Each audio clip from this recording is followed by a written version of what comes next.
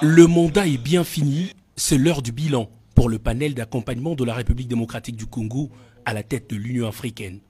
Face à une représentation de la presse nationale et internationale, les membres de ce panel ont étalé ce samedi en longueur toutes les activités considérées comme des acquis de la mandature du président Félix-Antoine Tshisekedi à la présidence de l'Union africaine. Le professeur Ntumba Luaba et ses collègues ont insisté sur entre autres activités diplomatiques et culturelles comme l'entrée en application de la charte de la Renaissance africaine qui est une sorte de feuille de route pour les gouvernements avec un accent sur les fondamentaux de la culture. Outre l'instauration du Grand Prix panafricain de la littérature, la tenue de la Journée mondiale de la culture africaine et afrodescendante ou encore le premier colloque sur l'albinisme, les panélistes ont également insisté sur la lutte contre la pandémie de la Covid-19 avec en exergue la mise en place de la plateforme de fourniture de médicaments. Ce grand homme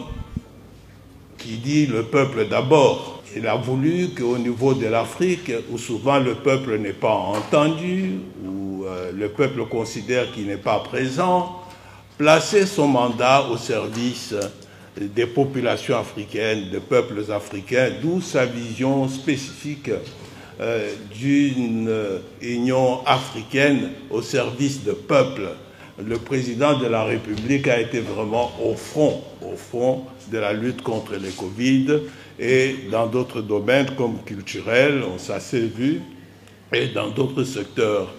encore. Plébiscité champion de la masculinité positive par ses pairs pour ses actions pointues contre les violences basées sur les genres, le chef de l'État Félix-Antoine Tshisekedi a inscrit le continent africain dans un processus irréversible pour la réparation des victimes et l'atteinte de l'objectif 0 cas de violences basées sur le genre. Nous avons lancé la conférence de Kinshasa sur l'égalité femmes et hommes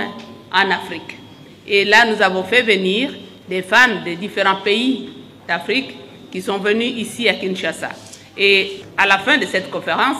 il y a eu une déclaration sur l'égalité des sexes en Afrique. Les efforts du président Tshisekedi pour le climat, l'économie, ainsi que les relations entre l'Union africaine et les autres grandes structures du monde ont également été soulignés lors de cette conférence de presse. Le mandat de la RDC à l'Union africaine a posé les jalons d'une future Afrique sans violence basée sur le genre et où l'identité culturelle a bien sa place et sa valeur.